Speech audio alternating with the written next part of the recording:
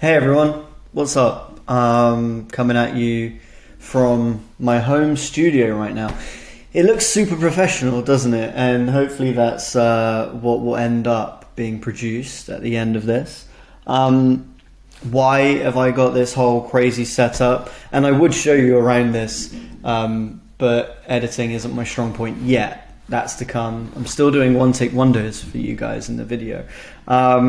So yeah, not super exciting background today. I can't take you around with me, but again, I'm gonna try and figure out how to do that stuff in the next few videos. But for now, just want to do another piece of camera, really, say hello and catch you up on what we've been up to, what I've been up to here in building this new company, and give you a brief update. So where am I at? The last month basically has been a bit crazy. I've been building out all of the things that I require to go and raise some money for this thing, which is really scary because, you know, I've spent a long time telling other people how to do this, and now I've got to kind of take a sip of my own medicine, as it were, which is really ridiculous, because it's easy to tell somebody how to do things, but it's harder to do them yourself, basically. I've been trying to deliver really high quality work for the clients that I'm working with, which seems to be going well at the moment. Always want to do more with them in the best ways possible. Different is pivoting, as I'm sure I've mentioned in previous videos, so as not to compete with a new company, and that's going well too. This is the reason for the recording setup, so I can record some great content for the community and tell them all about the soft skills they need to learn, everything from leadership to personal brand to networking 101, sending great emails and everything in between. We've landed our first 2 supporters for that, which is amazing. We've got 2 that are already on board anyway, so we're shifting them over. So we've started the year, we're 3 weeks in and have 4 supporters on board, basically. The aim, ideally, is to get to 100 by the end of the year. That is a very ambitious number, but if we can get there, then great. We may not need 100. It's generally built around a financial target. I'd love us to be generating about 100 grand a year from supporter-based memberships. That will allow us to support a really good number of people, and we'll gift those memberships through responsible organizations who can obviously hand those out to the people that need them the most. That's really exciting to me, and that will allow me to really then double down the focus on build the new company and continue with the developments there, of which include 5 now technical workshops, figuring out what the platform product should look like. Building an MVP is really difficult because it's you know, there's these illustrations. Again, I will get better at editing and probably put like a little scribble up here for you, but at some point in the future. But for now, like, an MVP is obviously illustrated often as a skateboard, a bicycle, and a car, and the MVP being the skateboard. Something that's very simple but works really well at the level of simplicity that it's designed to do, as opposed to a car with no wheels, which is designed to do loads of things but just doesn't work. It's really hard to go from the vision of an all-singing, all-dancing product, i.e. a car that has all the features and the wheels and works and drives fast, and go, well, where are we going to start?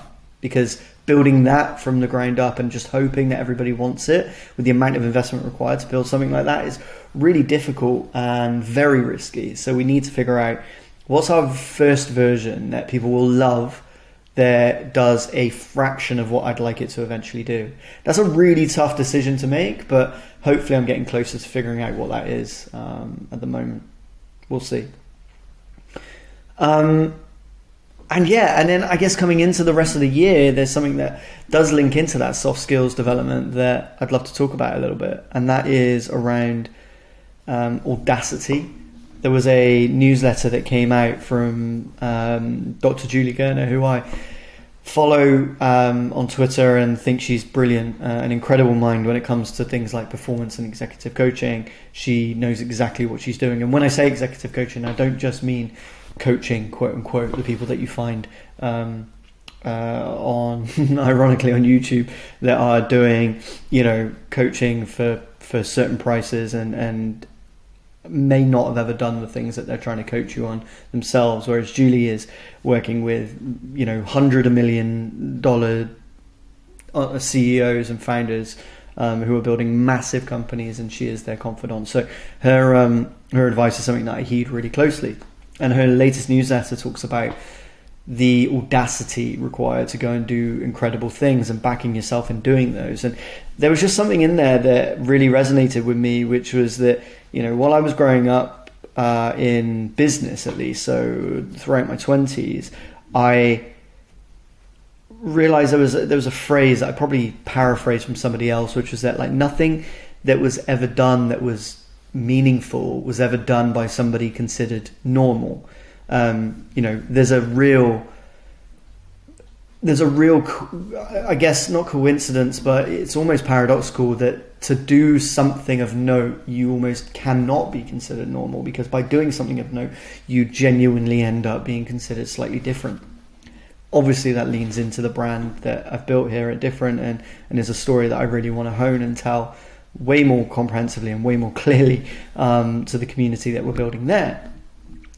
But the reason I'm talking about that is because it was just a reminder to me that there is more, and Julie says this in her newsletter, but there is more competition in the normal route to success than there is to the very odd ways and the random routes to success.